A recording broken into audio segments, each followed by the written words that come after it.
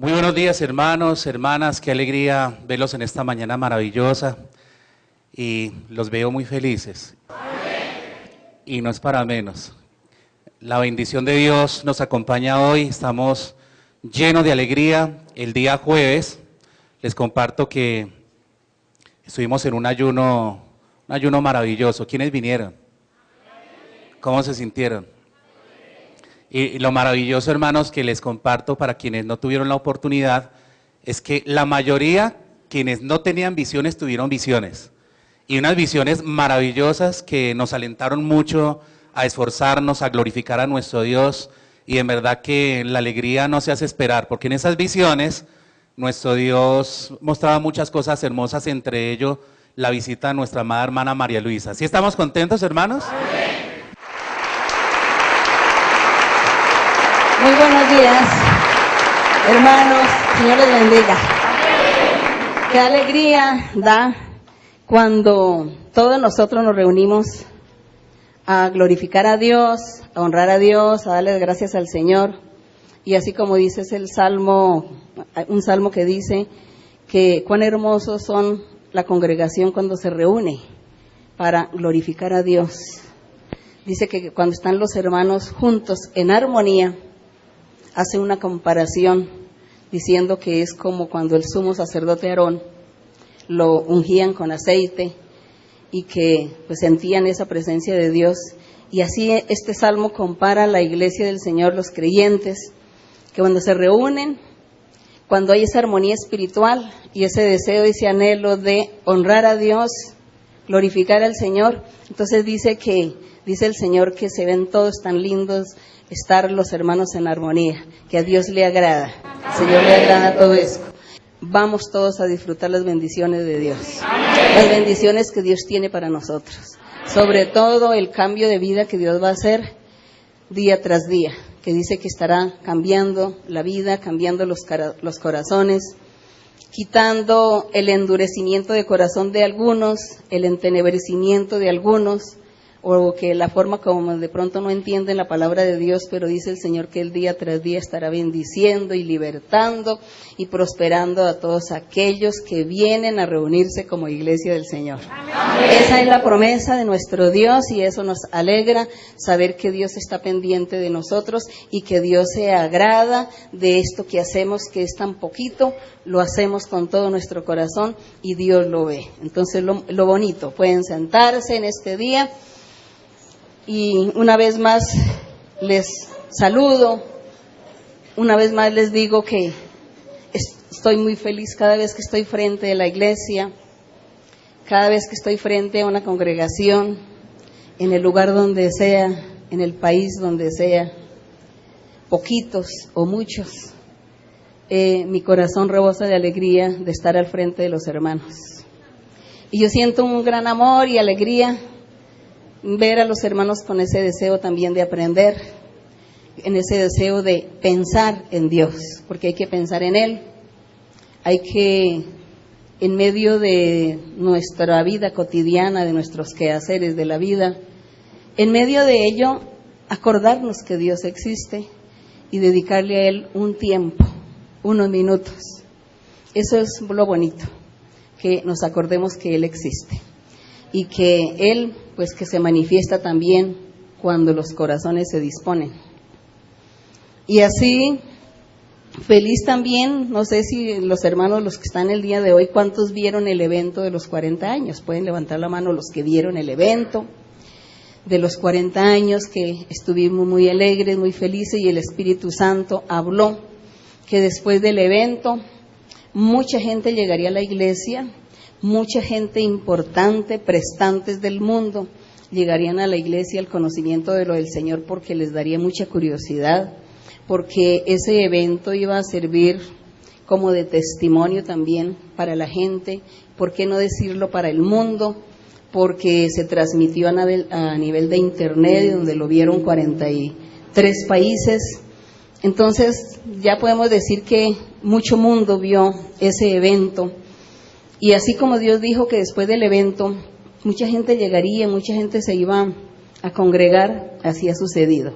Así ha acontecido que muchos personajes han venido a la iglesia.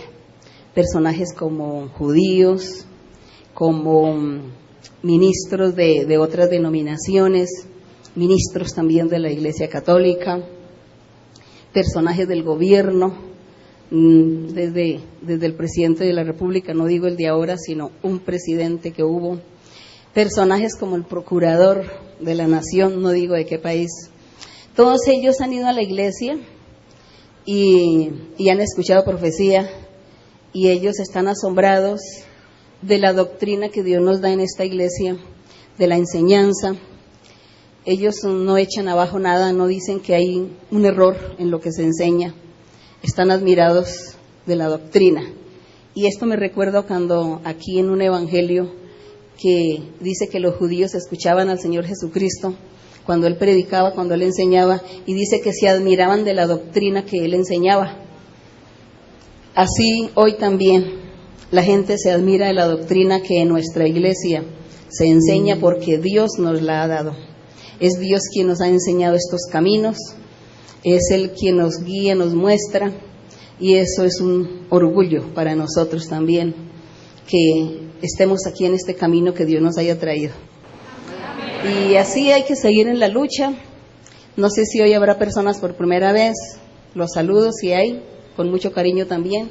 Y al final, pues usted va a tener la oportunidad de recibir profecía, así como tanta gente ha recibido profecía, así como personajes, monseñores de la Iglesia Católica y otros han ido a la iglesia a pedir profecía, han ido a los estudios bíblicos, porque ellos dicen que están aprendiendo doctrina, porque nunca les habían enseñado la Biblia ni la habían estudiado de la forma como nosotros lo hacemos. Y ellos están contentos, dicen, no, es que yo tengo que aprender para enseñarle a mi gente, a mis feligreses. Pero bueno, eso es lo que ellos dicen y no sabemos el plan que Dios tiene para ellos más adelante. De todas maneras, nos da alegría que todos tengan acceso a la palabra del Señor, que la gente desee aprender para hacer el bien, para enseñarle a los demás y para que cada uno sepa el camino por medio del cual llegará a Dios, ganará la vida eterna. Gloria a nuestro Dios. Y hoy que estamos en este estudio bíblico aquí en México, saludamos a todos nuestros hermanos que nos van a ver en este video en todo el lugar, en todo el mundo, en el internet. Semanalmente entran 54,000 personas a ver el estudio bíblico internet. Semanalmente, 54,000, esa es la estadística hasta ahora, que entran personas a ver el estudio bíblico.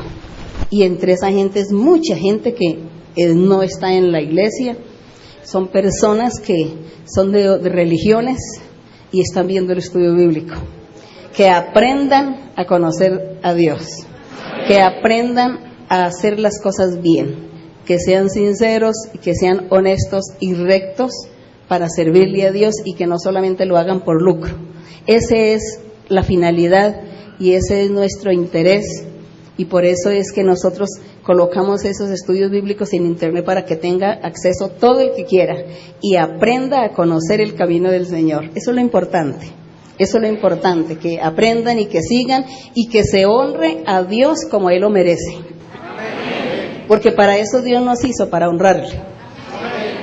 Así que, nuestros hermanos, un saludo muy cariñoso aquí de parte de todos los hermanos en México.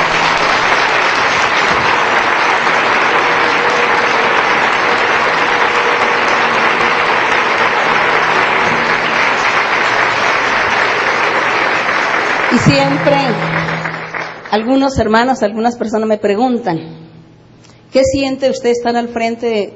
¿Qué sintió por cuando estuvo frente de 40,000 personas el día del evento? Y yo le digo, yo siento igual que estar al frente de 4 o 10 personas. Siento la misma alegría, la misma felicidad, porque es que es abrir la palabra de Dios, es darle a Dios ese espacio y permitir que Dios venga a nosotros para que Él nos use como su instrumento. Por lo tanto, la alegría es igual, se siente lo mismo, estar al frente de muchos o de pocos. Esa es mi experiencia. Y me da felicidad enseñarle a 3, a 2, que enseñarle a 30,000 o a 40,000, como nos sucedió ese día tan bonito, que apenas estaba la quinta parte de los creyentes que asisten en Bogotá, porque en Bogotá hay más de 150,000 personas en la iglesia, en la ciudad de Bogotá. Y ese día pues había la quinta parte, porque había como 40 o menos, porque había unas personas que iban visitas de otras ciudades y de otros países. Y los hermanos en Bogotá, los que no pudieron ir a asistir, lo vieron en los templos a través de un canal de televisión. Y de igual forma, pues todos estuvieron muy felices.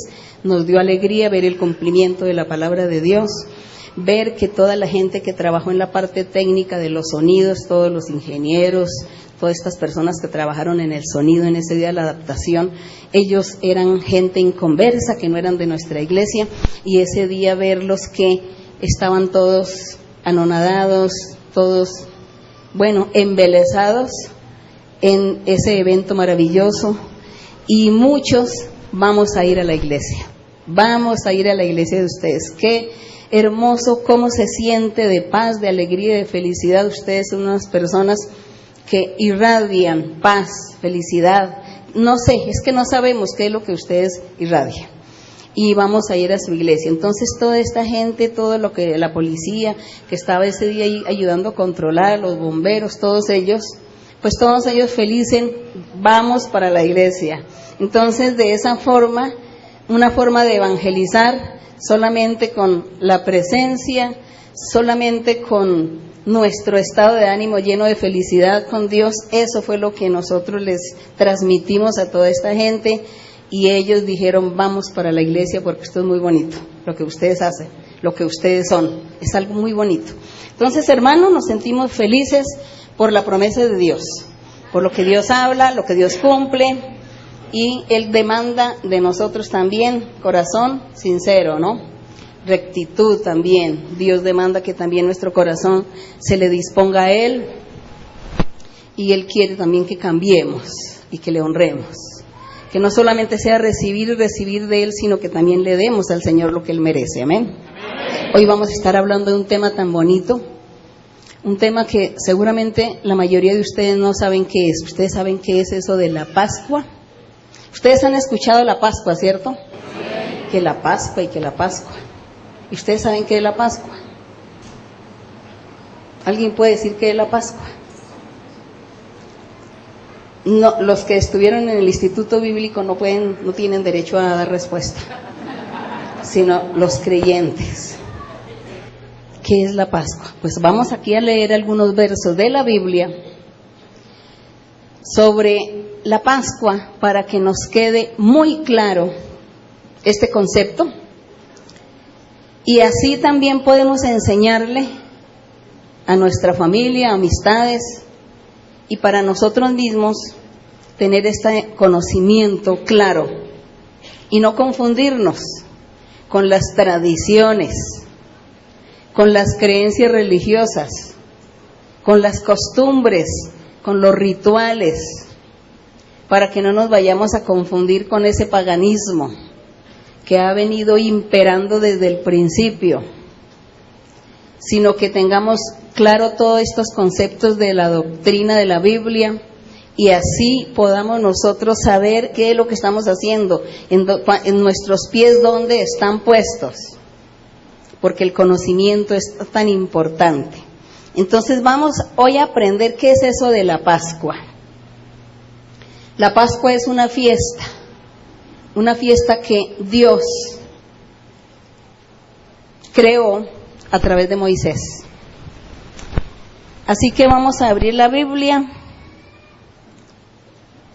en Deuteronomio, en Éxodo. Primero vamos a leer, aquí abrir la Biblia en Éxodo, y vamos a analizar con mucha alegría y con nuestro corazón lleno de regocijo ante nuestro Dios, diciéndole al Señor que nuestro estudio de hoy es para Él, para honrarle, para darle la gloria a Él porque se lo merece.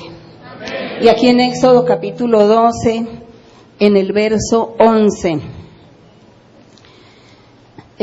bueno, en el número 1, en el verso número 1 dice: habló Jehová a Moisés y a Aarón en la tierra de Egipto, diciendo: este mes os será principio de los meses. Estaba hablando del primer mes del año de los hebreos o de los judíos. Ese primer mes era entre marzo y abril de nosotros, de nuestro calendario. Nuestro calendario es romano y por lo tanto, como es un calendario romano, nuestro primer mes es en enero. Pero en el calendario judío es entre marzo y abril, el primer mes del año del judío. Eso fue impuesto por Dios. Y ese mes se le llamaba Aviv. En el idioma hebreo era el mes de Aviv, era el primer mes del año para los judíos. Por eso el Señor le dice aquí a Moisés, este mes, en el verso 2, este mes os será principio de los meses, para vosotros será este el primero en los meses del año. Ahora sí pasamos al verso 11, cuando él enseña que los hijos de Israel tenían que celebrar una fiesta llamada la Pascua. Y pues realmente me parece importante más bien retroceder y seguir con el número 3, cuando Dios les dice a la congregación de Israel, les dice, en el 10 de este mes de Aviv, o el primer mes del año, el día 10, cada uno tome un cordero según las familias de los padres, un cordero por familia. Si la familia es pequeña, el cordero debe ser pequeño. Si la familia es grande, entonces debe ser un cordero muy grande para que alcance toda la carne para toda la familia, para ese día, en el banquete o en la fiesta de ese día. En el verso 5 dice, ¿sí tienen el verso 5? Léanlo ustedes, hermanos. El animal será sin defecto, macho de un año, lo tomaréis de las ovejas o de las cabras. Entonces dice que este animal o este cordero que había que sacrificar ese día, que era el día 10 del primer mes del año llamado Aviv, y en nuestro calendario entra entre marzo y abril, dice que este animal sería sin defecto y sería macho de un año de nacido, y dice, lo tomaréis de las ovejas o de las cabras. Así que podía ser también un cabrito. Bueno, seguimos aquí. En el verso 7 dice, en el 6 dice, y lo guardaréis hasta el día 14. Dice que hasta el día 14 del mismo mes de Aviv, lo inmolará toda la congregación del pueblo de Israel entre las dos tardes. Y tomarán de la sangre, es decir, lo sacrificaban. Tomarán de la sangre y la pondrán en los dos postes y en el dintel de las casas en que lo han de comer. Y aquella noche comerán la carne asada al fuego y panes sin levadura, con hierbas amargas lo comerán. Y en el verso 11 dice, y lo comeréis así, ceñidos vuestros lomos, es decir, en su cintura, los lomos es la cintura. Tenían que ceñirse su cintura con un cinto. Dice, ceñidos vuestros lomos, como si estuvieran vestidos listos para salir de viaje. Ceñidos vuestros lomos, vuestro calzado en vuestros pies, es decir, todos tenían que estar vestidos en el momento que iban a comer esta comida o banquete o cena llamada la Pascua. Dice, vuestro bordón o cayado en vuestra mano y lo comeréis apresuradamente. Es la Pascua de Jehová. Aquí es donde vamos a comenzar a aprender qué es la Pascua. Porque nosotros desde el mundo, de nuestros principios, hemos escuchado ese nombre de Pascua y nadie sabe qué es eso de Pascua. Pero aquí estamos aprendiendo qué es la Pascua, para que a nosotros también le demos el verdadero valor a Dios y para poderle enseñar a nuestra gente, también a los que no conocen de Dios, explicarles. Entonces es la Pascua, dice, esta es la Pascua de Jehová. Entonces aquí por lo que vamos entendiendo es que se sacrifica un cordero menos de 1 año de nacido, sin defecto, y que por familias, y que cada familia se come ese cordero, lo consume ese día. No pueden invitar a los vecinos ni a los amigos, sino únicamente la familia eran los únicos que se comían ese cordero. Si la familia era pequeña, pues el cordero pequeño, y la familia grande, pues un cordero grande. Ahora pasamos a Números. Seguimos en el libro de Números, que es el siguiente de Éxodo, en el capítulo 9, verso 5. Números 9, verso 5, que dice así: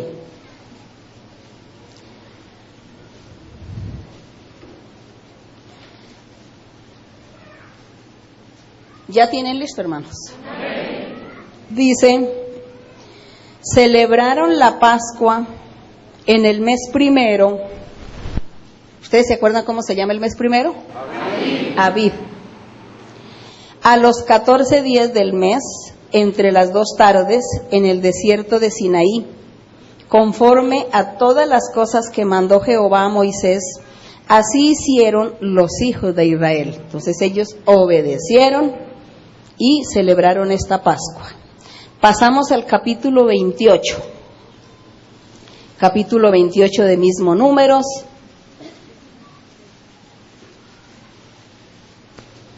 En el verso 16.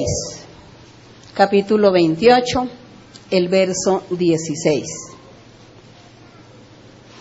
Y ustedes pueden leer, los que encontraron.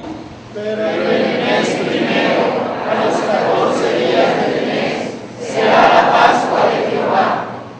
Entonces dicen que será la Pascua de Jehová. Ya sabemos que es la Pascua de Jehová, ¿no?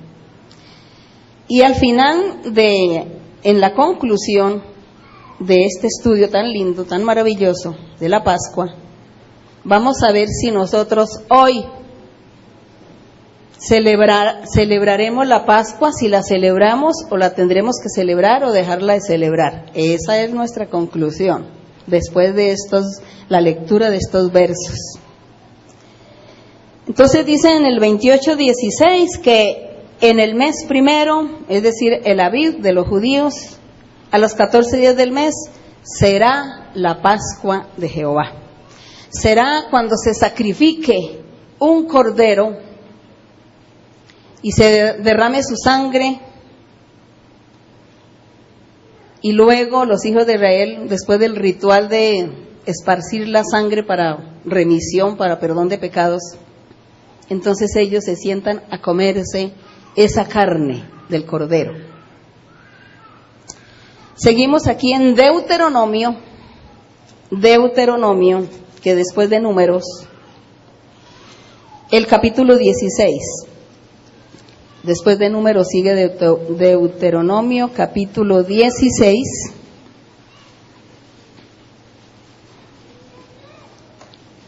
El verso 1. Lean, hermanos.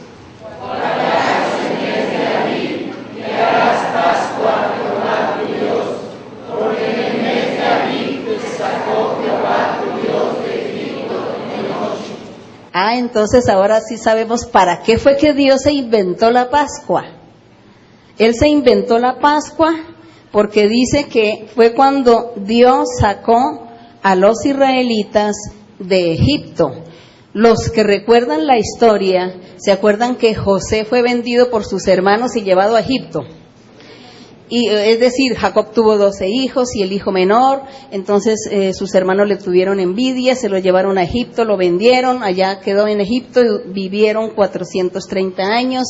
Al final sus padres y su resto de hermanos se fueron para Egipto y duraron allí un tiempo, y después Dios decide nombrar a Moisés como líder, como profeta como guiador para que sacara a ese pueblo ya de Egipto, que ya no era una familia de 70, sino era una familia de más de 600,000. Eran 600,000 hombres, sin contar niños. Entonces salieron de Egipto, y por eso Dios, cuando los sacó de Egipto, ¿qué pasó después de que se sacó de Egipto? Dice que pasaron el Mar Rojo. Después de pasar el Mar Rojo es cuando ya vienen las órdenes que Dios le da a Moisés en el monte Sinaí, y entre esas órdenes le dice, hay que celebrar la Pascua. Entonces, por eso en el verso 16:1 dice, guardarás el mes de Abib y harás Pascua a Jehová tu Dios. Cada año hay que celebrar la Pascua a nuestro Dios. Dice, porque en el mes de Abib te sacó Jehová tu Dios de Egipto de noche. Entonces vamos nosotros aquí con este tema tan interesante a investigar nosotros cuál es nuestro deber hoy referente a la Pascua. En Mateo, ahora sí pasemos al Nuevo Testamento, porque ya aquí leímos las órdenes de Dios y sobre para qué era la Pascua, cuál fue la finalidad de la Pascua. Vamos al Nuevo Testamento a ver cuál es el significado o el simbolismo o el prototipo de la Pascua. En Mateo 26:2. Mateo 26:2. Dice así, en el verso 1 dice, cuando hubo acabado Jesús todas estas palabras, es decir, había estado en una predicación, dijo a sus discípulos, ¿sabéis que dentro de 2 días se celebra la Pascua y el Hijo del Hombre será entregado para ser crucificado? Entonces aquí vemos que ¿qué fue lo que aconteció? Los judíos seguían celebrando la Pascua común y corriente cada año. El Señor Jesucristo también tuvo que celebrar esa Pascua. Él también tuvo que comer esa Pascua. Por ahí en algunos versos, que por falta de tiempo no los leemos, pero dice el Señor que le dijo a sus discípulos, ¿y a dónde vamos a comer la Pascua? Entonces le dice el Señor a sus discípulos, vayan allá a tal lugar, que allá van a encontrar un asno, un pollino atado, tal, y dígale al dueño también que nos permita comer la Pascua en su casa, porque no tenemos dónde comer la Pascua. Dice que los discípulos prepararon todo para celebrar la Pascua. El Señor Jesús la celebró. Aunque esta Pascua era un prototipo o un simbolismo o una figura ilustrativa de Cristo Jesús, de su crucifixión. El Señor Jesús lo sabía, pero Él tenía que cumplir con todos los rituales judíos. Él tenía que cumplir con los ritos de los judíos para poder abrogar y anular esa ley de Moisés. Y el Señor dice aquí que dentro de 2 días se iba a celebrar esa Pascua y el Hijo del Hombre iba a ser sacrificado, porque el Señor les estaba diciendo es que esa Pascua, ese cordero que ustedes cada año han sacrificado y han celebrado esta fiesta, eso es nada menos, nada más que soy yo, decía el Señor. Soy yo ese cordero que va a ser sacrificado y que con su sangre va a servir para redimirle el pecado de todos aquellos que creerán en él. Seguimos aquí en Lucas 22:1. Lucas 22:1. ¿Qué nos dice de la Pascua?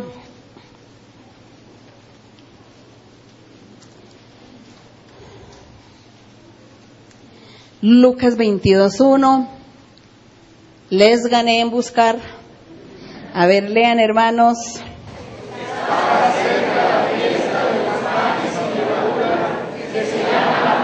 Eso, dice, estaba cerca la fiesta de los panes sin levadura, llamado la Pascua, porque comían cordero y pan, y el pan tenía que ser sin levadura. Así que el banquete se componía de cordero, que lo preparaban asado a la brasa, al fuego, pan sin levadura y hierbas amargas como la ensalada que nosotros llamamos hoy. Era hierbas amargas esa ensalada y se la tenían que comer. Ese era el banquete. Y vino. al final era vino como bebida. Esa era la fiesta de la Pascua. Y aquí dice que estaba muy cerca esta fiesta de Pascua. El Señor Jesús sabía que se acercaba su día, se acerca el día de la crucifixión, se acerca el día de la última Pascua, la última fiesta de Pascua que se estaría realizando, porque ya era el Señor Jesús en persona que iba.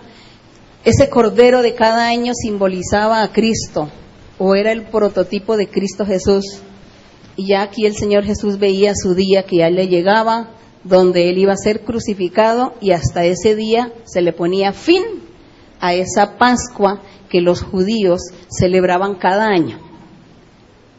Qué interesante. Vamos con Juan 13:1, Evangelio de San Juan. Después de Lucas sigue Juan. San Juan capítulo 13, en el verso 1. También, hermanos, pueden leer. Antes de la fiesta de la Pascua, sabiendo Jesús que su hora había llegado para que pasase de este mundo al Padre, como había amado a los suyos que estaban en el mundo, los amó hasta el fin. El Señor Jesús se encariñó de esa carne y de esos huesos llamados seres humanos. El Señor Jesús había tomado carne humana, se había vuelto un ser humano para poder habitar entre el hombre. Y dice que Él amó a esos seres, los amó tanto, que Él sabía que Él tenía que partir a tomar su lugar que tuvo desde el principio, desde la eternidad, porque Él no tuvo principio ni tendrá fin, porque Él es Dios. Pero Él había tomado carne humana donde iba a perecer. Y eso fue lo que a Él lo entristeció. Pensar que tenía que apartarse de los seres humanos ya e irse, porque los aprendió a amar. Y por eso dice que antes de esa fiesta de Pascua, Jesús, sabiendo que su hora había llegado para que pasase de este mundo, es decir, como ser humano, al Padre, como Él siempre lo fue desde el principio, dice, había amado a los suyos, a los que estaban en el mundo, y los amó hasta el final. Hasta el final, pero no el final de Jesucristo como Dios, sino hasta el final de Jesucristo como hombre. Ese fue el final que dice que los amó hasta el final. Y luego pasemos al capítulo 18:39 del mismo Juan, 18:39. ¿Pueden leer, hermanos? Pero vosotros tenéis la costumbre de que os suelte uno en la Pascua. ¿Queréis pues que os suelte al rey de los judíos? Bueno, el Señor, nuestro Dios, como Él en medio de su perfección, cuando Él hace sus planes, los hace tan perfectos. Y el plan que Dios hizo fue, yo le voy a decir a Moisés que haga la fiesta de la Pascua y que la haga en tal fecha, y que además de ahí en adelante entre el pueblo de Israel se acostumbre que cada año, el día de la Pascua, suelten un prisionero, lo dejen en libertad o al otro le den muerte. El Señor había instalado esta ley al pueblo de Israel, y ellos cada año, el día de la Pascua, soltaban a un prisionero, a una persona, y a otra pues le daban muerte. Y por eso apelaron, aquí dice que Pilato, que él no era judío, apeló a esta regla de los judíos, diciendo, bueno, como yo veo que Jesús de Nazaret es inocente, ¿por qué no lo soltamos? ¿Por qué no lo damos libertad el día de la Pascua, que es la ley de ustedes, donde hay que soltar a un prisionero? Entonces dejemos libre a Jesús. Pero los otros dijeron no, por el contrario. También enseña la Pascua que se deja uno libre, pero al otro hay que quitarle la vida. Entonces más bien quítenle la vida a Jesús de Nazaret y más bien le damos la libertad a otro prisionero. Por eso es que aquí el Señor, cuando le hablaba, Pilato le habla al Señor Jesucristo, aquí en el verso 37 le dice, ¿luego eres tú rey? Le preguntó a Jesús. El Señor respondió, tú dices que yo soy rey. Yo para esto he nacido, para esto he venido al mundo, para dar testimonio de la verdad. Todo aquel que es de la verdad, oye mi voz. Le dijo Pilato, ¿qué es la verdad? Y cuando hubo dicho esto, salió otra vez a los judíos y les dijo, yo no hallo en este hombre ningún delito. Pero vosotros tenéis la costumbre de que os suelte uno en la Pascua. ¿Queréis, pues, que os suelte al rey de los judíos? Entonces todos los judíos dieron voces de nuevo diciendo, no, a este no, dejen libre a Barrabás. Y Barrabás era ladrón. Y dijeron, dejen libre a Barrabás, pero a Jesús de Nazaret hay que crucificarlo el día de la Pascua. Dios en su plan había dicho que la Pascua era Cristo Jesús. Hasta ese día yo creo que los judíos deberían haber comprendido que esa Pascua que ellos habían celebrado por tantos siglos atrás, cada año, era Jesucristo de Nazaret, el Salvador, que iba a morir en una cruz por la salvación, por la redención de todos los seres que creyeran en Él, que con su sangre iba a redimir, iba a perdonar los pecados. Pero el pueblo de Israel no creyó ni entendió estas cosas. Y por eso el Señor ese día fue sacrificado, el día de la Pascua. Así que ese día de la Pascua, la gente celebró su Pascua en las casas común y corriente, comiéndose ese cordero o ese cabrito. Y ese día el Señor Jesús era crucificado en la cruz del Calvario. Jesucristo es la Pascua. Es esa Pascua. La Pascua a Jehová. Es nuestra Pascua seguramente. Vamos a leerlo a ver si es cierto. En Primera de Corintios 5:7. Primera de Corintios 5:7. Miraremos nuestra conclusión sobre la Pascua. En Primera de Corintios 5:7. ¿Ya tienen listo, hermanos? Primera de Corintios 5:7. Lean ustedes. Limpiaos pues de la vieja levadura, para que seáis nueva masa, sin levadura como sois, porque nuestra Pascua, que es Cristo, ya fue sacrificada por nosotros. Qué hermosa conclusión. Qué hermosa conclusión aquí, cuando dice, aquí en el verso 6, dice, no es buena vuestra jactancia. ¿No sabéis que un poco de levadura leuda toda la masa o la contamina, diríamos mejor? Dice, limpiaos de esta vieja levadura, limpiaos de esta costumbre judaica, limpiaos de esta doctrina que se enseñaba en la ley de Moisés, rituales, tradiciones, fiestas. Ya límpiense de eso, porque ya nuestra Pascua ha cambiado. Ya no hay que celebrar la Pascua cada año. Ya no hay que sacrificar este cordero cada año, ni comerse los panes sin levadura y las hierbas amargas cada año. No, ya no. Todo esto terminó. Terminó el día de la crucifixión. Entonces dice, limpiaos pues de esa vieja levadura para que seáis nueva masa, nuevos creyentes, nuevo pueblo. Antiguamente era el pueblo de Israel, el nuevo pueblo de Israel espiritual, la nueva Jerusalén espiritual o celestial, los creyentes de la iglesia de Jesucristo, los seguidores de Cristo del Evangelio. Ellos eran la nueva masa, son la nueva masa. Dice, sin levadura, porque nuestra Pascua, que es Cristo, ya fue ¿qué? Ya fue crucificada, y nosotros no tenemos ya más la necesidad de ahora en adelante de crucificar o de sacrificar otra Pascua, porque Cristo lo hizo una sola vez para siempre. Una sola vez para siempre. Nuestra Pascua es Cristo Jesús. Él fue el Cordero que fue sacrificado y su sangre derramada, y simbólicamente con esa sangre nos ha limpiado a nosotros desde hace más de 2000 años. Y seguirá limpiando hasta el día que el Señor venga en las nubes. Y esa Pascua con Cristo, entonces, ¿será de un día? ¿Será de cada año? ¿O será una constante de nuestro ser? ¿Ustedes qué creen? Una constante.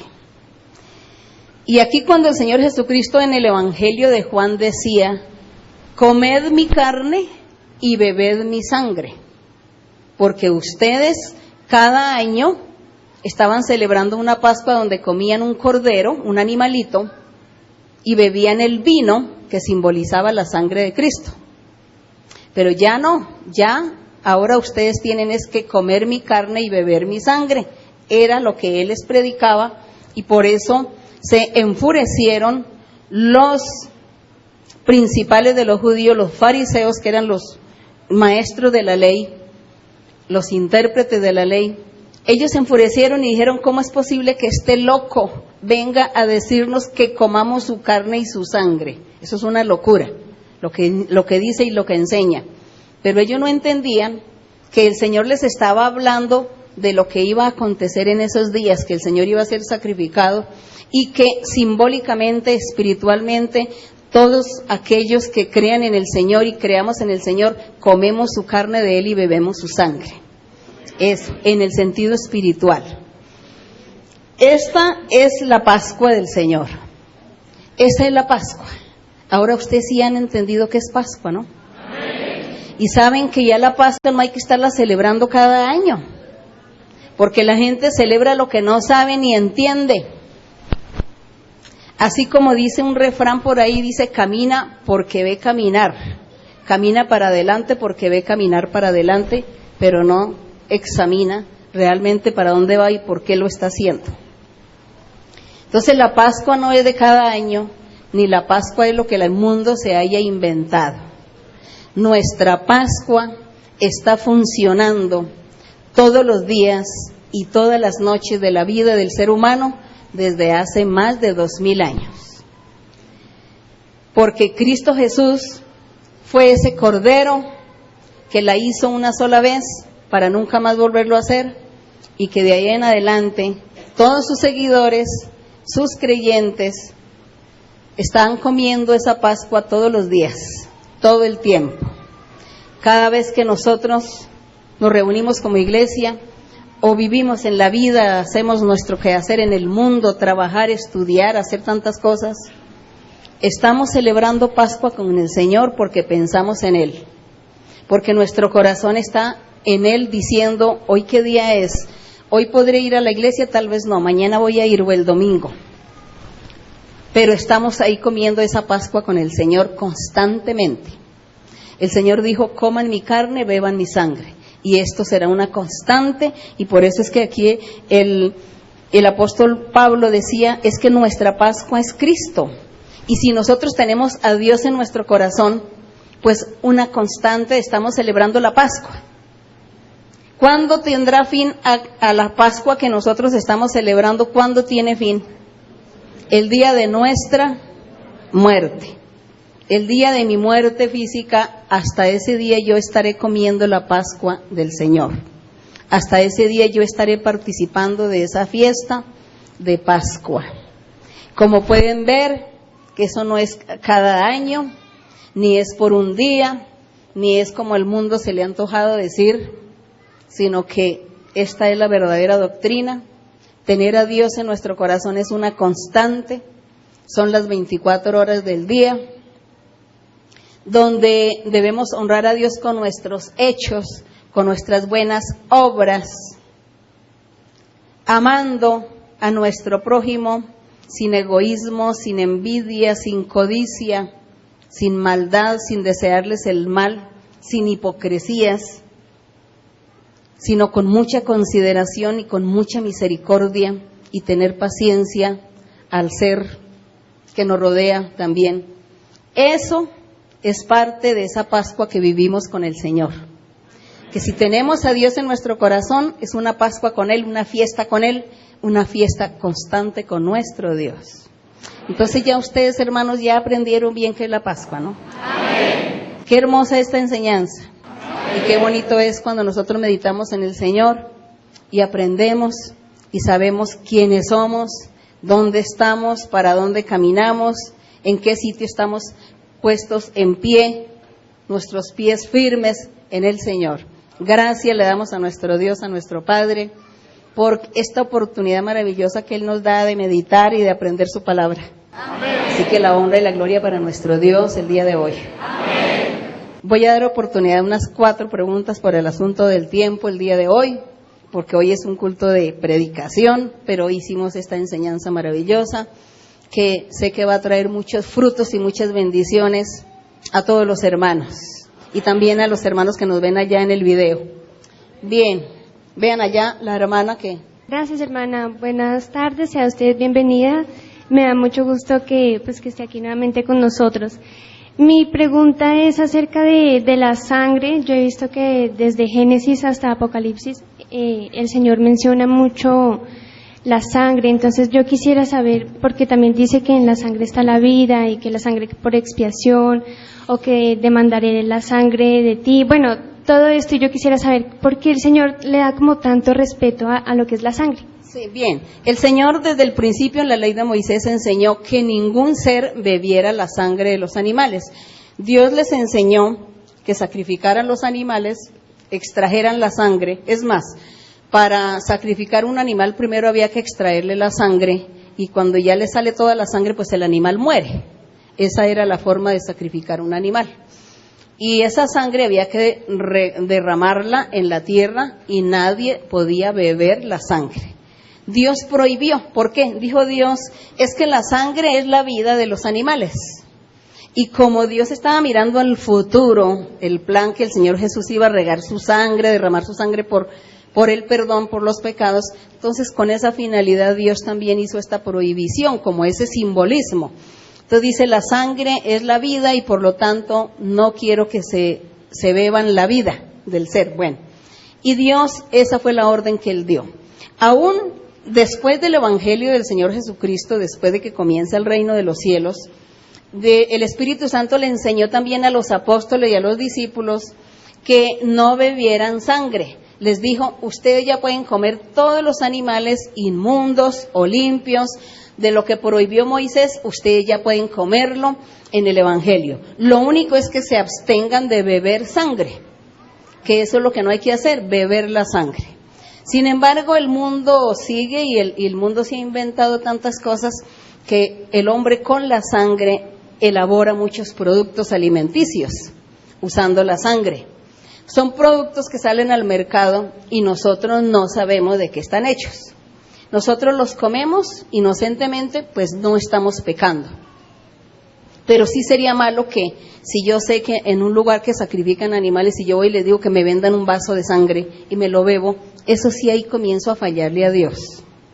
Entonces no hacer eso. Si ustedes en sus casas tienen la oportunidad de sacrificar sus animales para comerlos, para el uso, extraer la sangre y derramarla. No usar esa sangre. Para agradar a Dios. ¿Qué nos cuesta agradar a Dios? No nos cuesta. Pero usted va a los restaurantes o al sitio donde venden comidas preparadas y le venden comida preparada que usted no sabe si le aplicaron sangre o no, ya usted es libre de culpa porque usted ignora.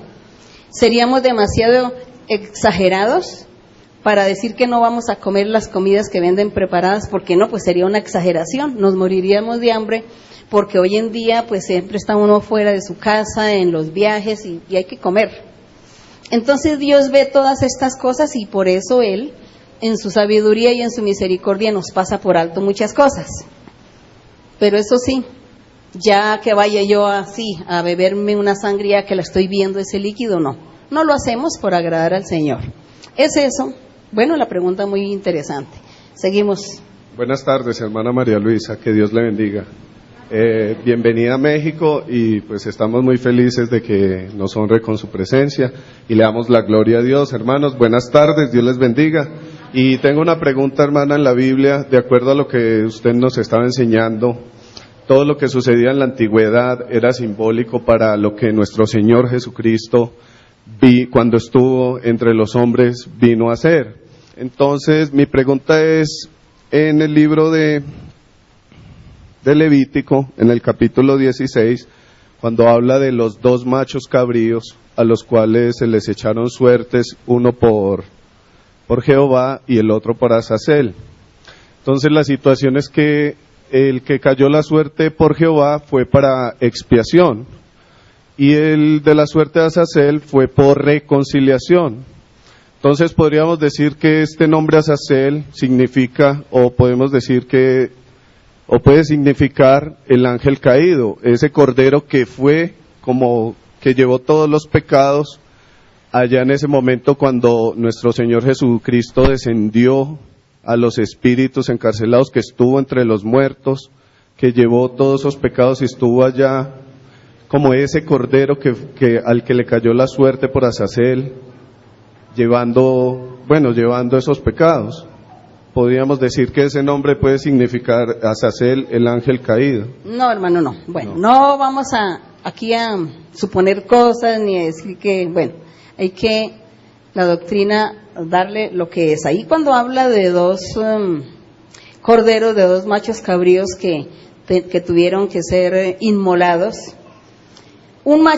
los dos machos cabríos que habla aquí en Éxodo, ¿fue que usted leyó en Éxodo? En Levítico, ellos significaban era a Cristo. Los dos significan Cristo Jesús. Un macho cabrío es el pecado, la maldad del hombre que tenía que ser sacrificado, digamos, fue desechado de la presencia de Dios.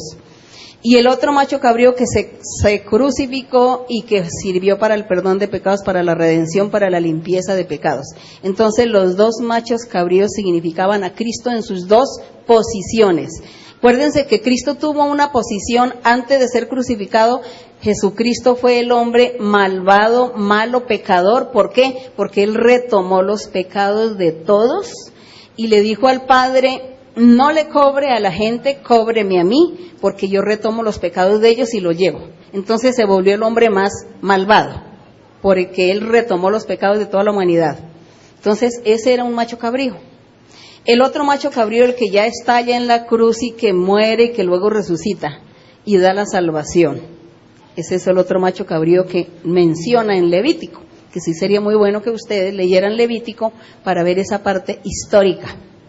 Entonces es Cristo Jesús en la otra posición, en el hombre pecador y luego el hombre, el triunfante, el salvador, el rey que triunfó sobre la muerte, sobre el diablo y comenzó a reinar y a salvar a la gente. Es esa la simbología de esos dos machos cabríos. Cuando el hermano lee aquí en Pedro que dice que el Señor Jesús fue durante los 3 días que Él estuvo muerto como hombre, dice que Él fue a los espíritus encarcelados y les predicó el Evangelio. Esos espíritus eran los que existieron antes del diluvio, antes de Noé o el diluvio. Hubo mucha gente a quien se le predicó la palabra de Dios y no creyeron, entonces fueron condenados y estaban allí en prisiones estas personas, estas almas o estos espíritus. Y el Señor Jesús, cuando estuvo los 3 días muerto, Él dice que Él fue allá a esos espíritus que vivieron antes de Noé, del diluvio universal, y les predicó el Evangelio, les dio oportunidad de salvación. Eso es lo que dice ahí el Señor. Bueno, esa fue la misericordia de Dios, que le dio oportunidad a esta gente. Hoy en día ya el Señor Jesús ya no va a ir allá a la gente que muere sin salvación, la gente que muere sin Dios.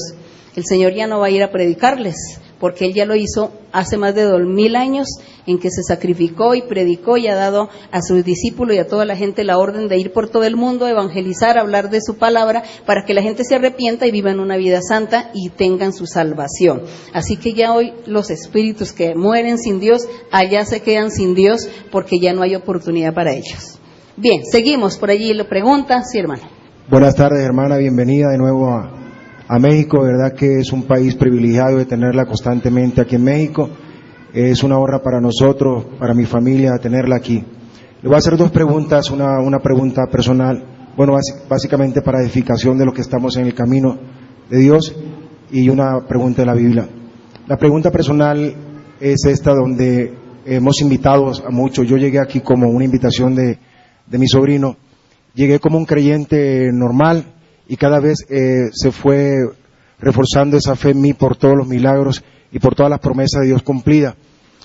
De ahí vemos que hay muchos que llegan a la iglesia hablando de creyente, luego se hacen ayudadores, los que atienden en la puerta, los que profetizan, pero después de tantos años conseguir esa vida espiritual de 5 o 6 años, el diablo lo es tocado y vuelven a caer después de haber conseguido esa gran espiritualidad de muchos años.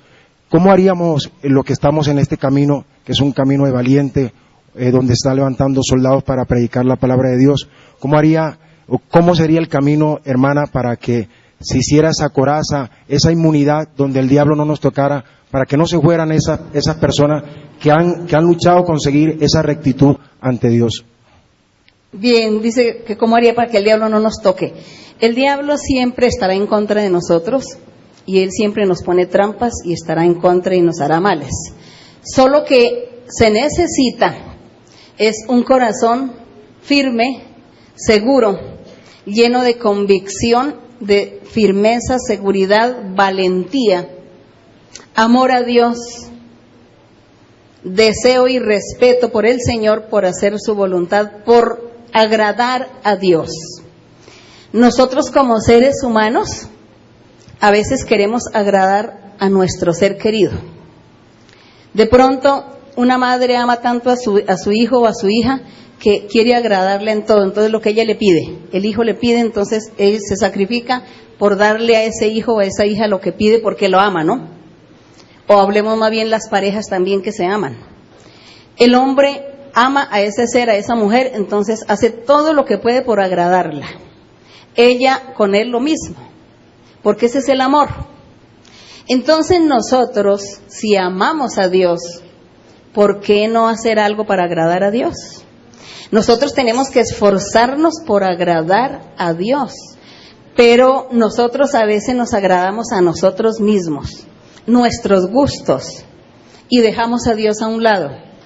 Ahí no hay amor para Dios, porque si usted prefiere sus placeres, usted prefiere irse al mundo a hacer todos los placeres y todas las pasiones que que su carne le exige, usted no ama a Dios, usted se ama a sí mismo.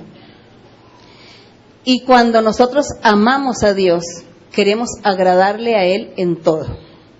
Así como nosotros nos sacrificamos por complacer a esos que amamos, nosotros también debemos sacrificarnos más para complacer a nuestro Dios, que es el Creador y es el que nos guarda, el que nos protege, el que nos consuela, nos apoya, el que nos da vida, el que nos da tantas cosas. ¿Cómo no complacerle a Él? ¿Cómo no agradarle a Él? Es eso lo que hace falta, y por eso es que esta persona que lleva 5 o 6 años en la iglesia retrocede y se va al mundo y se olvidó de Dios, porque nunca amó a Dios, se amó a sí mismo y a Dios no lo amó. Pero cuando se ama a Dios, primero es Dios que todo lo de las demás cosas en el mundo, aún los seres, la familia, quien quiera que sea, primero es Dios que todos ellos.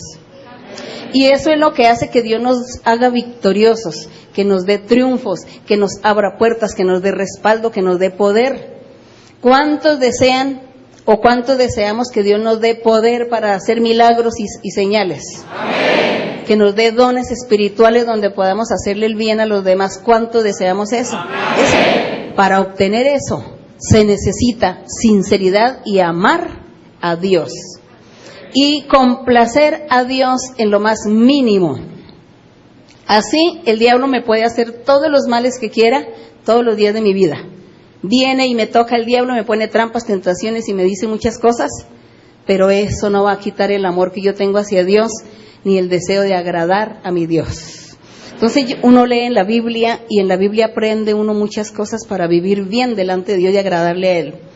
Yo leía mucho Proverbios porque eso ha sido mi escuela espiritual. Y yo leía Proverbios y decía, no, pero es que aquí dice que el hombre no haga esto, que debe ser aquello. Entonces decía, Señor, yo quiero hacer esto. Yo quiero hacer esto. Yo quiero ser así. porque yo quiero agradarte, porque yo te amo, Señor. Entonces Él me ayudó porque Él vio que yo sí estaba dispuesta a agradarle, entonces Él me ayudó. Y así como Él me ha ayudado, ayuda a todos. Y fuera de eso, los premios que se reciben por parte del Señor, el respaldo, qué hermoso la autoridad que Dios da, los dones espirituales, el poder, porque Dios también da todo esto a la gente, los milagros, las señales, la bendición, el abrir puertas, el dar triunfo en el momento del peligro, en el momento del día del mal, en el momento del accidente, en el momento en que la muerte está ahí, en las puertas de alguien. En esos momentos cuando necesitamos a Dios, Él está ahí. ¿Por qué? Porque yo he luchado por agradarle a Él siempre, y ese es el pago, y ese es el fruto o el pago, la obra, lo que yo recibo por parte de Él, la recompensa que yo recibo. Entonces nosotros seamos inteligentes, pidámosle a Dios que nuestro corazón le ame a Él primero y después lo demás. Pídale usted a Dios que Dios le ayude a entender y a comprender su palabra, sus caminos, su obra. Pídele a Dios y Dios le va a dar a usted estas cosas. Dios le va a conceder a usted esto. Usted no piense que esto es solamente de los pastores, de los que predican o de los dirigentes o de los que están allá con los dones espirituales o con la profecía. Usted no piense eso. Usted piense que usted es digno y merecedor de esto también. Y que usted es un ser humano que Dios lo trajo a su conocimiento y que usted es una persona elegida por Dios para Dios bendecirla. No se sienta usted menos ni se sienta que está allá un bulto más ahí sentado en un banco, no. Usted es una persona que Dios tiene un plan maravilloso para usted. Así que usted no le falle a Dios, no vaya a defraudar al Señor, dispóngase para Dios, ámelo y verá cómo Él también le va a amar grandemente. ¿Cuál es la otra pregunta, Ok, hermana, aquí vemos en Jeremías número 7, versículo del 17 al 18, donde Dios ya le dice a Jeremías que no hablara por este pueblo. No le dice en el versículo 17, dice: ¿no ves lo que estos hacen en las ciudades de Judá y en las calles de Jerusalén? Los hijos recogen la leña, los padres encienden el fuego, las mujeres amasan la masa para hacer las tortas a la reina del cielo, para hacer ofrendas a dioses ajenos, para provocarme la ira. Entonces me estoy dando acá cuenta donde Dios hace reconocimiento de una reina del cielo, y el pueblo de Jerusalén o Judá también hace reconocimiento de esa reina del cielo. ¿De quién reina está hablando, hermano? Esa reina del cielo era la diosa de los sidonios, de la ciudad de Sidón, y ellos tenían su diosa que la llamaban la reina del cielo, y su nombre era Astarot. Era la diosa Astarot, y la llamaban la reina del cielo, los sidonios, en la ciudad de Sidón. Esa era una ciudad vecina con el pueblo de Israel, y los israelitas se fueron a adorar a ese ídolo, a esa diosa. Así como hemos escuchado también que en Éfeso, adoraban a una diosa que se llamaba Diana de los Efesios, sí, la diosa Diana. Entonces a ella les tenían su sobrenombre. Entre medio de Diana, pues le pudieron haber dicho que era la diosa del amor, por ejemplo. Entonces ellos tenían esas diosas, esas estatuas, y el pueblo de Israel las adoró, y por eso Dios se enojó con el pueblo de Israel y le envió mensajes a través de los profetas para que se arrepintieran de esa idolatría. El pueblo de Israel no escuchó, no aceptó, y por eso Dios lo destruyó. Y por eso Dios le decía a Jeremías: no ores ya por el pueblo de Israel, porque no te voy a escuchar, porque están pecando y no se van a arrepentir jamás, así que no ores más, pierdes tu tiempo. Hoy en el Evangelio del Señor, por el contrario, Dios nos dice: ora por aquel, ora por este, por aquella, tenga paciencia, sigue pidiendo por ellos, sigue orando, orad los unos por los otros, nos enseña el Señor, para que Dios a todos nos dé fuerzas para seguir adelante en esta lucha que llevamos con nuestro enemigo, pero la felicidad que tenemos con nuestro Dios sí es constante. Es una constante en medio de las tribulaciones, hay una felicidad en el corazón que nadie la quita. Hay una esperanza que tenemos con nuestro Dios, una esperanza de que Dios me escuchará, Dios me ayudará, Dios me tenderá la mano. Es eso. Gracias le damos a nuestro Dios por ello. Muchas gracias. Gracias le damos al Señor. Y hoy pues vamos, hay muchas manos levantadas, ya se pasó el tiempo. Bueno, voy a darle aquí la oportunidad a la hermana y la hermana. Sí, hermana. Hermana, buenas tardes. Es una promesa del Señor estar frente a usted. Y usted sabe que desde aquí donde estoy parada sabe lo que mi corazón siente en este momento. Yo sé que sí. Quiero decirle que la bendición tan grande que ha sido este lugar que Dios puso en mi vida. Yo soy del norte de México, de Chihuahua, la capital de Ciudad Juárez, donde está instalada ya la iglesia. Recién acabo de llegar hace 8 días y a 4 personas solamente pude decirle quién es la hermana María Luisa. Y ellos me miran y dicen, pues como que no creen lo que yo les digo. Y yo no sé computación ni me gusta, hermana. Y solo por usted, para que usted vaya conmigo a donde yo vaya y la vea. Por eso aprendí a picarle ahí, pero nada más no sé otra cosa que verla a usted. Y que a pesar de todo, los problemas que hay allá en una ciudad, en un lugar la más violenta del mundo, la más llena de dolor y de sangre y injusticia, yo sé que es promesa del Señor que la iglesia de Dios y usted llegará a ese lugar y será una de las iglesias más grandes que haya en el mundo, y la quiero con todo mi corazón. Gracias. Y gracias a Dios por su vida y por existir en la mía usted. Gracias, hermano. Gracias. Bien. Bueno, ese es el amor de Dios. El amor que Dios pone en nuestros corazones, primero por Él y luego por nuestros semejantes. Bien, sí, hermano. Hermana, muy buenos días, buenas tardes, Dios la bendiga. Muy contento, mi corazón tiembla de estar delante de usted, hermana. Quiero hacerle una pregunta con respecto al Espíritu Santo, más que nada que expresarle mi punto de vista. El Señor ha permitido que desde que creó al ser humano exista el Espíritu en el mundo, que se manifieste en el ser humano, desde que inicia el Señor con Adán hasta conforme va pasando con los profetas y con los apóstoles, pues el Señor manifestándose en ellos.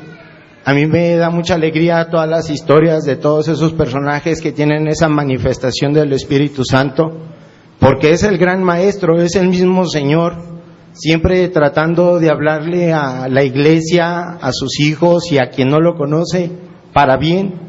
Y hoy tenemos esa virtud y ese privilegio en la iglesia de Dios. Hay una parte muy bonita en el Evangelio que es el libro de Efesios, en el capítulo 1 del verso 17 al 19, que dice, lo voy a leer, hermana: para que el Dios de nuestro Señor Jesucristo, el Padre de gloria, os dé espíritu de sabiduría y de revelación en el reconocimiento de Él, alumbrando los ojos de vuestro entendimiento, para que sepáis cuál es la esperanza a que Él os ha llamado, y cuáles las riquezas de la gloria de su herencia en los santos, y cuál la supereminente grandeza de su poder para con nosotros, los que creemos según la operación del poder de su fuerza.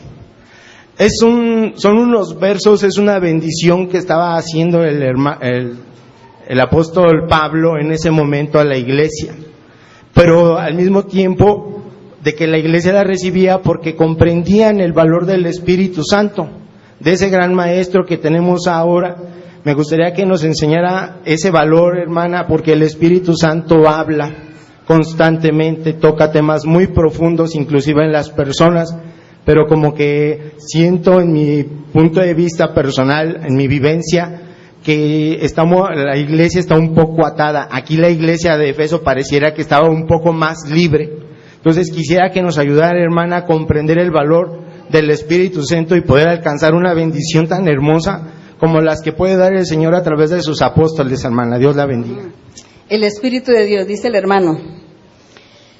No, el Espíritu de Dios, el hermano se refiere cuando habla del don de la profecía, que el Señor da el don de la profecía, que Dios nos habla a través de la profecía, o sueños, visiones, pero el Espíritu de Dios mayúscula el Espíritu de Dios que se ha movido desde el principio. Cuando nosotros leemos a través de la Biblia, la manifestación dice que el Espíritu de Dios descendía sobre alguien, que el Espíritu de Dios se movía en el Edén, que el Espíritu de Dios se movía antes del mundo ser la creación, antes del mundo ser creado. Es el mismo Dios, estamos hablando de un Dios en su totalidad. Ese Dios en su totalidad es al que nosotros hoy estamos siguiendo, adorando, honrando, glorificando y haciendo la voluntad de Él y tratando de complacerle y de agradarle a ese Dios en su totalidad.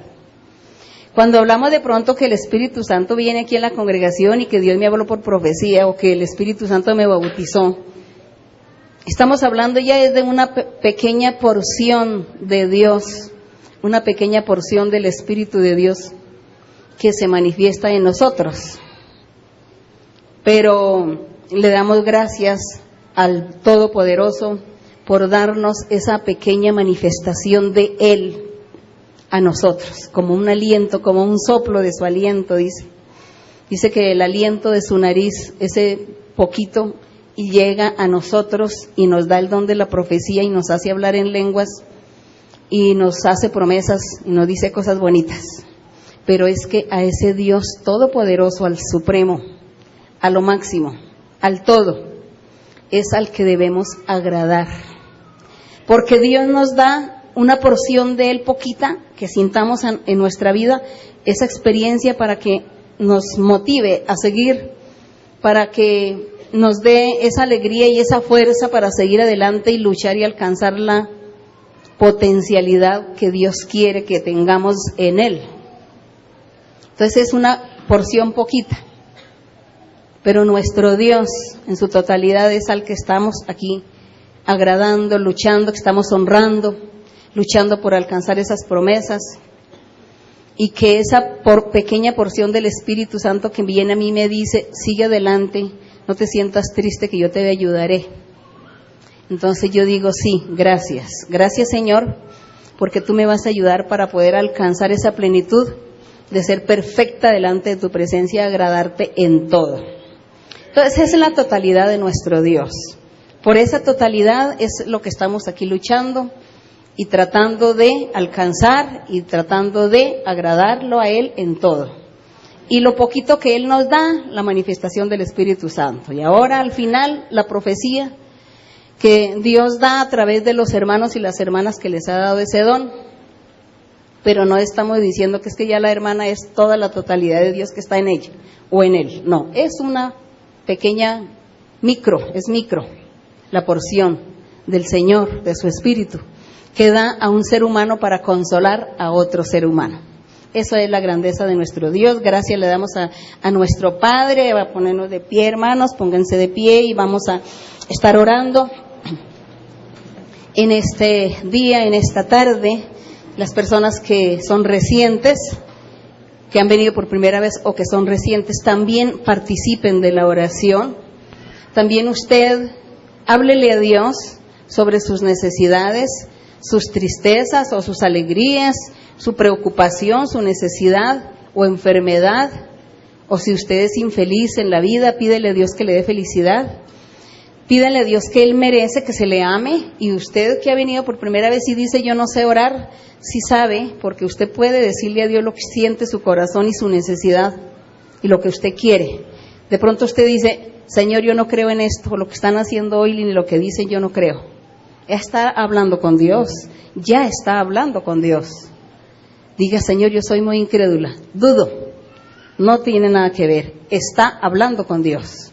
Entonces Dios se encargará en quitarle la incredulidad a la duda, y Dios se encargará en bendecirlo, porque no ha sido por casualidad que ha venido a este lugar. Es un plan del Señor. Así que nuestro Dios, nuestro Creador, el Todopoderoso, merece lo mejor, y por eso lo vamos a honrar en este día. Bendito Señor. Gracias, Padre Celestial.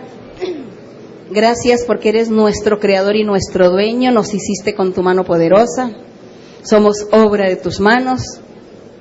Nos hiciste para que te alabemos, para que te honremos, para que te glorifiquemos, porque tú no te conformaste con las alabanzas de todos tus ángeles, de tus ministros, y por eso hiciste a un hombre de barro y le diste vida y le diste alma y espíritu para que te alabe. Y esa ha sido la finalidad de la creación, de lo que tú hiciste, Señor. Quieres que te honremos.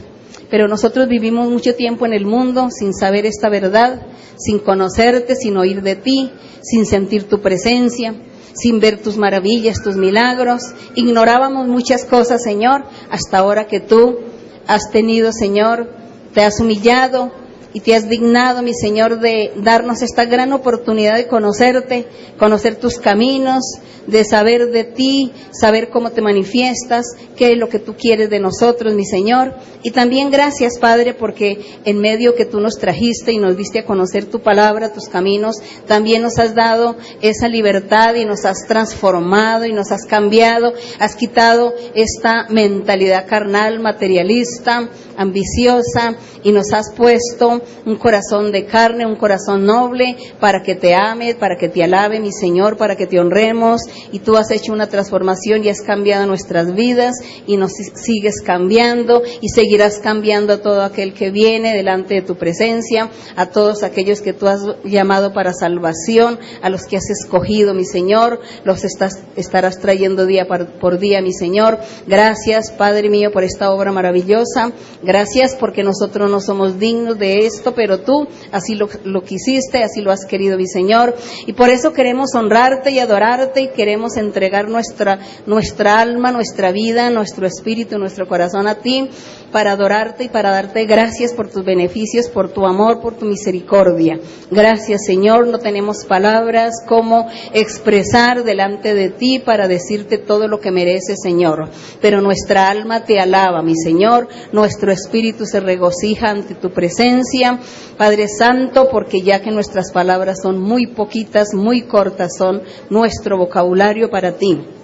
Señor, en este día también, mi Padre, te pido, mi Señor, que extiendas tu mano poderosa, tu mano sanadora, milagrosa, y que tú hagas milagros y sanidades en todos aquellos que están enfermos, en todos aquellos que tienen enfermedades incurables, enfermedades terminales, que tú extiendas tu mano poderosa y tú seas sanando así como lo has prometido, mi Señor, y que hagas milagros en todos ellos y que quites también el sufrimiento de muchos, las tribulaciones, los problemas, los obstáculos en sus vidas, y que tú les des triunfo, les des victoria, les des alegría, les des un corazón alegre y feliz, y que tú hagas milagros en cada uno, Padre Santo, que tú libertes, mi Señor, y quites las brujerías, los espíritus malos que rondan y que atan a las personas.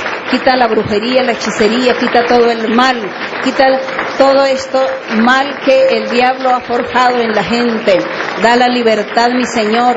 Acuérdate de los que están en las sillas de ruedas. Acuérdate de los que sufren de mongolismo. Acuérdate de los que sufren del síndrome de Down, de los que están paralíticos, de los que no pueden coordinar sus ideas, de los que no pueden pensar, ni siquiera clamarte a ti, mi Señor. Acuérdate de toda esta gente que sufre. Padre Santo, extiende tu mano sanadora, tu mano libertadora, mi Señor, y haz milagros y señales, mi Señor. Padre mío, no piense, Señor, no mire nuestra vida, no mire nuestras faltas ni nuestro pecado, mi Señor. Mira tu misericordia, mira tu amor y tu palabra y tu promesa, Padre. Gracias, mi Padre. Gracias, Padre bendito, en el nombre glorioso de Jesucristo, tu Hijo amado, y en el nombre de Jesucristo, tu Hijo, te lo pedimos todo, mi Señor, y te honramos, Señor, y te damos la gloria y la alabanza, mi Padre. Gracias, Padre mío, en el nombre de Jesucristo. Gracias, Señor. Gracias, eterno Dios. Gracias, mi Señor, por las bendiciones y todo aquello que tú das a tus hijos y la alegría de cada uno, la alegría para cada uno. Gracias para las personas que han venido por primera vez y las personas recientes, pones en su corazón la alegría y la felicidad, y en el corazón el anhelo y el deseo de seguirte y de buscar tu rostro, mi Padre, y transfórmales, mi Señor, y quita, Señor, toda tristeza, todo desánimo y toda trampa del maligno. Gracias, en el nombre de Cristo. Gloria al Padre, gloria al Hijo, gloria al Espíritu Santo, desde ahora y para siempre. Aleluya, gloria a nuestro Dios. Alabanzas al Rey para siempre, aleluya. Toma por favor mi mano, Señor, contigo quiero ir. Con sangre aquí pagaste por mí, te quiero hoy servir. Anhelo poder lo malo vencer y en santidad vivir. Toma por favor mi mano, Señor, contigo quiero ir. Gloria a nuestro Dios, gracias a nuestro Padre y gracias al Señor por sus bendiciones, por las bendiciones que Dios les ha dado a ustedes el día de hoy. Por la felicidad y la paz que ha dado Dios, por la restauración y la sanidad que ha hecho el Señor también. Ustedes lo van a ver, a experimentar en estos días, y también a todos los hermanos que nos han visto en el video. Que Dios les bendiga. Y el Señor les bendiga a todos. Gracias.